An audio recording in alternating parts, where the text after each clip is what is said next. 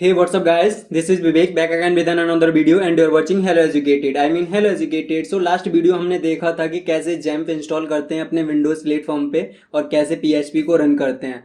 तो अगर आपने वो वीडियो नहीं देखी है तो वो उसका डिस्क्रिप्शन में लिंक मिल जाएगा। और इस वीडियो में हम PHP को स्टार्ट करेंगे, क्या सिंटैक्स होता है और कैसे प्रिंट करते हैं मैसेज, कैसे वेरिएबल होते हैं PHP में, और एक छोटा सा प्रोग्राम जिससे कि कंफर्म हो जाएगा सब कुछ, है ना। तो वीडियो स्टार्ट करने से पहले मैं चाहूँगा कि चैनल को सब्सक्राइब कर लीजिए और बेल आइकन को प्रेस कीजिए ताकि कोई वीडियो आने पर आपको नोटिफिकेशन मिल जाए। और वीडियो को लाइक कीजिए, बाद में अगर अच्छी लगे तो फ्रेंड्स के साथ शेयर भी कर सकते हैं।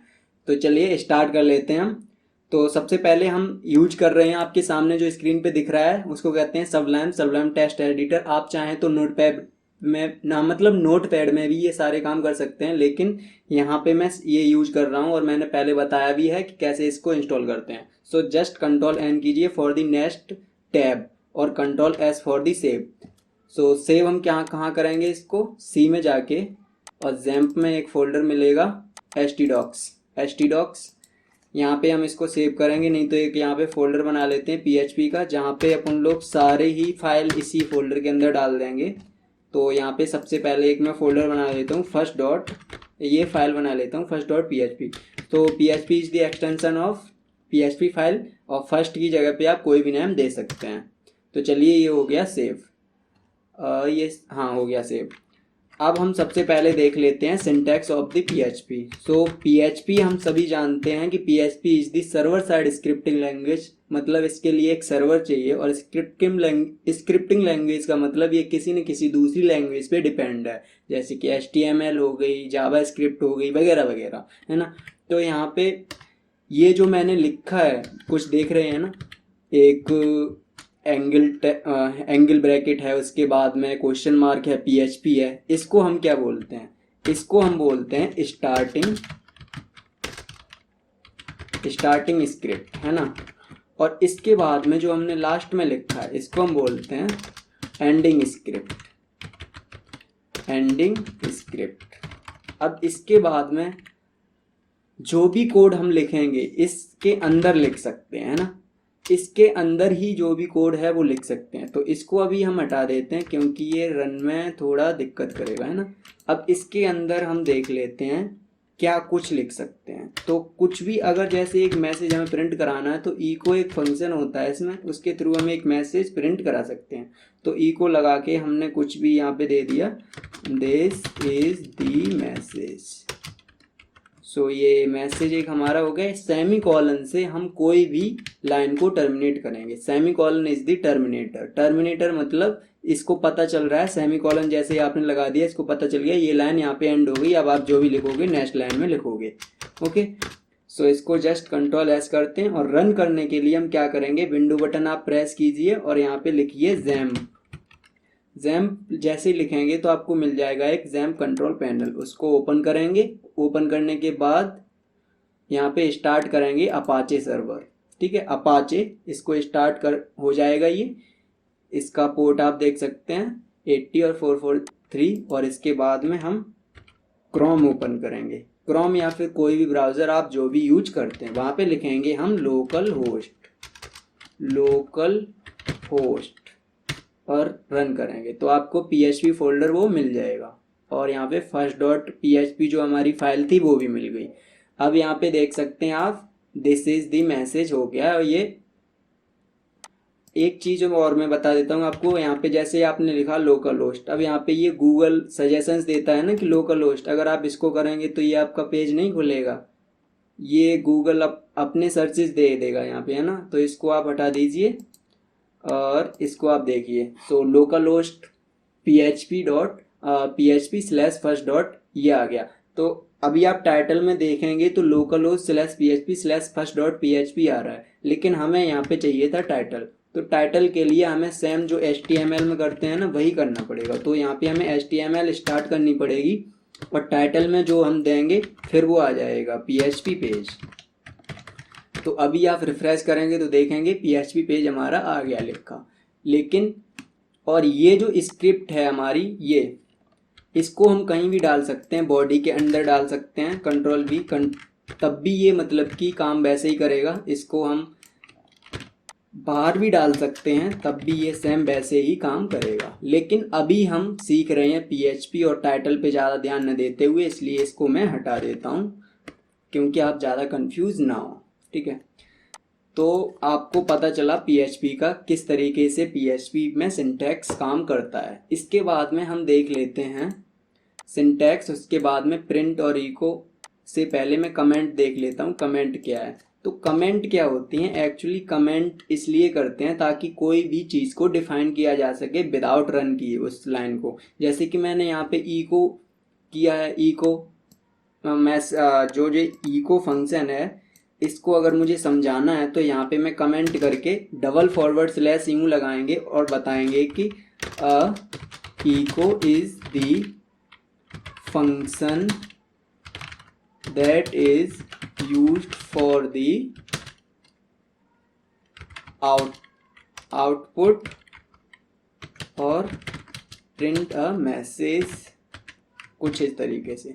तो आपको पता चल गया कि इको क्या है और सिंगल लाइन कमेंट कैसे करते हैं ये भी पता चल गया। तो डबल स्लैश करके हम यहाँ पे लिख देते हैं this is the single line comment. तो इसको आप अगर अब रिफ्रेश करेंगे तो आप देखेंगे कि ये रिफ्रेश हो गया ना, और ये यही मैसेज है, इसका कोई फ़र्क ही नहीं पड़ा क्योंकि ये कमेंटेड है, मतलब ये कमेंटेड है। अब यहाँ पे ये भी एक हैज भी यूज कर सकते हैं, this is also single line comment, है ना। इसके बाद में अगर हमें मल्टी लाइन करना है तो मल्टी लाइन के लिए जस्ट फॉरवर्ड स्लैश और स्टार, और इसके बाद में हम कुछ भी कर सकते हैं जैसे this is the multi line और नीचे कर देते हैं हम कमेंट। अब इसके बाद में जहाँ हमें ख़त्म करना है वहीं पे हम स्टार और फॉरवर्ड स्लैश लगा देंगे। तो ये देख सकते हैं मल्टी लाइन कमेंट हो। इस तरीके से आप मल्टी लाइन कमेंट कर सकते हैं। इसके बाद में अगर हम बात करें कि इसके बाद में हमारा प्रिंट और इको, तो सबसे अब हम देखेंगे प्रिंट और इको। तो इस फाइल को हम यहीं पे छोड़ते हैं। इस आप स्क्रीनशॉट लेना चाहें तो यहाँ पे स्क्रीनशॉट ले सकते हैं। इसके बाद में हम चलते हैं कंट्रोल एंड न्यू फाइल एक लेते हैं, उसको सेव करते हैं second.php के नाम से, second.php, है ना। इसमें हम देखेंगे इको और, तो सबसे पहले हम वही स्क्रिप्ट को स्टार्ट कर लेते हैं और एंड कर देते हैं। इसके अंदर ही जो भी हमें करना है ये हमें पता चल गया, है ना। अब यहाँ पे हम देखते हैं कि इको के कैसे यूज कर सकते हैं। तो इको यहाँ पे दिस इज टेक्स्ट, इस तरीके से भी इको को यूज कर सकते हैं। दिस इज ऑल्सो टेक्स्ट, इस तरीके से भी इको को यूज कर सकते हैं, यानी EM बड़ा कर सकते हैं। तो मैं यहाँ पे कमेंट करके लिख देता हूँ PHP is in case sensitive in case of functions, मतलब कि PHP के जितने भी फंक्शंस हैं उनकी सिर्फ स्पेलिंग सही होनी चाहिए। आप कैपिटल लेटर लिख रहे हैं या फिर स्मॉल लेटर लिख रहे हैं उससे ऐसे कोई फ़र्क नहीं पड़ता है ना। ओके, सो आप यहाँ पे देख सकते हैं कि जैसे ही इसको रन करेंगे यहाँ पे आएंगे, फर्स्ट की जगह पे हम यहाँ पे कर देते हैं सेकंड, है ना। second.php करना पड़ेगा एक्चुअली हमें, है ना। तो ये second.php, तो देख सकते हैं ये रन हो गया। अब नेक्स्ट लाइन के लिए हमें वही कि HTML वाला, है ना। मैं ये सोच के PHP पढ़ा रहा हूँ ताकि आपको HTML पहले से आती है। अगर आपको HTML नहीं आती है तो वो वेब डिज़ाइनिंग वाली सीरीज़ आपको फॉलो करनी पड़ेगी, है ना। तो डॉट करके जैसे ही आप डॉट लगाएंगे कंकैटिनेशन हो जाएगा। कंकैटिनेशन मतलब दो चीज़ों को जोड़ना। यहाँ पे डॉट लगा दिया, ये टेक्स्ट जुड़ गया, एक ये जुड़ गया। तो BR होता है HTML में, BR एक टैग होता है जो नेक्स्ट लाइन के लिए होता है, आपको पता है ना। तो ये नेक्स्ट लाइन हो गया, है ना। इसके बाद में BR फॉर नेक्स्ट लाइन, और कह सकते हैं लाइन ब्रेक, है ना। अब इसके बाद में सेम प्रिंट का भी यही काम है ना। तो इसको मैं जस्ट कॉपी कर लेता हूँ और नीचे पेस्ट कर देता हूँ। जहाँ जहाँ इको है और जैसे जैसे लेटर है वैसे ही वैसे मैं प्रिंट को लिख देता हूँ, है ना, प्रिंट। अब इसके पी को मैं बड़ा कर देता हूँ, है ना, प्रिंट।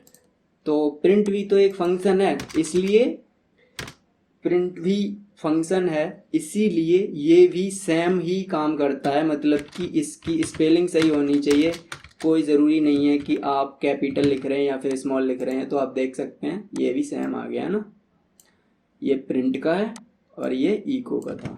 अब तो ये डिफरेंस क्या होता है, डिफरेंस से पहले और मैं एक तरीका देख लेता हूँ यूज करने का। इस पैरेंथेसिस के भी साथ यूज कर सकते हैं। तो दिस इज विद पैरेंथेसिस, है ना। अब इसमें भी कंकैटिनेशन आप सेम ही कर सकते हैं, तो यहाँ पे भी BR लगा सकते हैं इस तरीके से। HTML का कोई भी टैग हम इन्वर्टेड कॉमा के अंदर लगा सकते हैं, है ना, वो काम करेगा जैसे कि HTML में करता है। यहाँ पे भी मैं प्रिंट करके और यहाँ पे यूज कर लेता हूँ, ठीक है। तो स्पेलिंग सही होनी चाहिए हमारी प्रिंट की, लेटर कुछ भी हो, मैं पहले ही बता चुका हूँ। So this is also with parenthesis, है ना। मैं इसलिए लिख रहा हूँ ताकि आपको थोड़ा सही से समझ आ जाए। तो आप यहाँ पे जैसे ही रन करेंगे तो आप देख सकते हैं ये हमारा इको वाला था और ये हमारा प्रिंट वाला था, है ना। अब इसके बाद में हम देखते हैं कि डिफरेंस क्या होता है। So difference between echo and print. तो जो हमारा इको होता है, echo does not have any return type. अगर आपको नहीं पता है कि रिटर्न टाइप क्या होता है तो अभी पता लग जाएगा, है ना।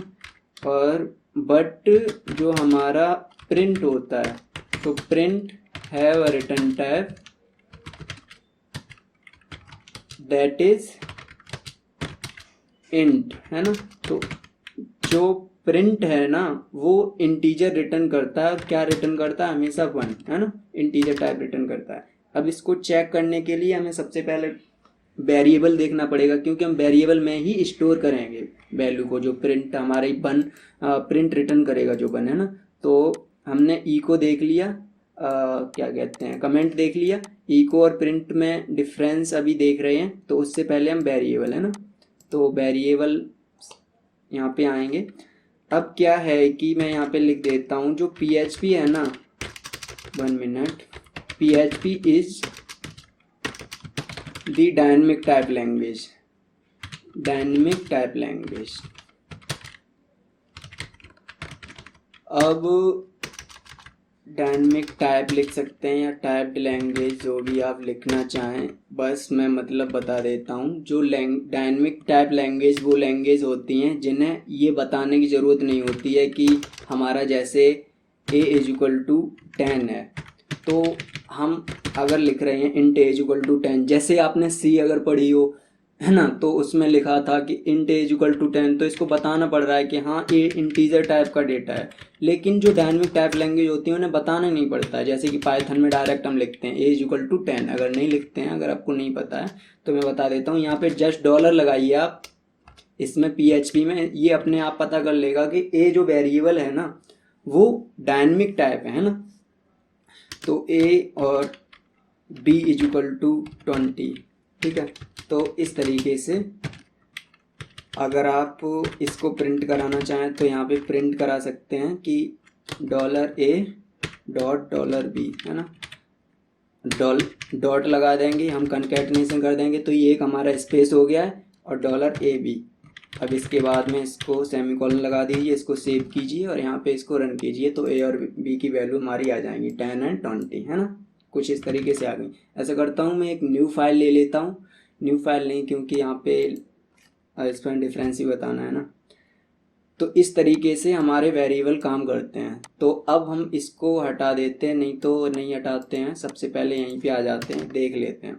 हमने यहाँ पे एक इको लिया है ना, इको a = इको, और इको में कुछ लिखा, मान लीजिए हमने नथिंग लिखा, और यहाँ पे एक लिया हमने b, तो डॉलर लगाना मस्ट है, और ये सबसे बड़ी प्रॉब्लम है पीएचपी की, मैं बता दूं पहले। डॉलर लगाएंगे तभी इसको पता चलेगा कि दिस इज़ दी वेरिएबल, है ना। अब यहाँ पे अगर आपको बिल्कुल ही नहीं पता कि वेरिएबल क्या है क्या नहीं है, तो वो मैं आगे मैनुअली बताऊंगा कि वेरिएबल क्या होता है या फिर सब कुछ, है ना। इसके बाद में प्रिंट, लेकिन जैसे कि आप पीएचपी सीख रहे हैं तो मुझे लगता है आपने सी वगैरह कुछ ना कुछ तो ज़रूर पहले लैंग्वेज सीखी होगी, है ना। तो यहाँ पे भी मैं लिख देता हूँ नथिंग, है ना। नथिंग लिख दिया।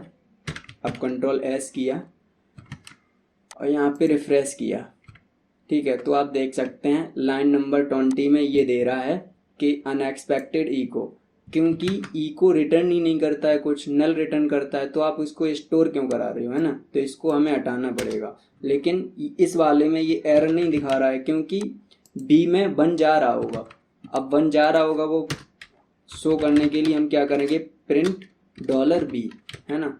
डॉलर बी को हमने प्रिंट करा लिया। अब देखना 1 आएगा, तो ये 1 आ गया, लेकिन आपको दिख नहीं रहा है। मैं इससे आगे पीछे, इसके दोनों ही आगे पीछे बी आर लगा देता हूँ ताकि नेक्स्ट लाइन हो जाए पहले भी और इसके बाद भी, है ना। यहाँ पे भी एक बी आर लगा देता हूँ, तो आप देख सकते हैं ये 1 आ गया, है ना। तो ये इसने रिटर्न क्या किया, 1। तो इस तरीके से आप देख सकते हैं। और एक और डिफरेंस है कि जो हमारा इको है उसमें मोर देन 1 पैरामीटर हो सकते हैं, और जो हमारा प्रिंट है उसमें ओनली 1 पैरामीटर हो सकता है, ठीक है। तो ये सब कुछ हम आगे देखेंगे। इसके बाद में हमारा आ गया एक, कुछ नहीं बस वेरिएबल रह गया है, और वेरिएबल आप बिल्कुल नहीं जानते हैं तो आगे हम अच्छे से बताएंगे इसको, है ना। एक वीडियो ही बना देंगे वेरिएबल के ऊपर, जैसे कि वैल्यू कैसे स्टोर होती है, ये सब कुछ, है ना।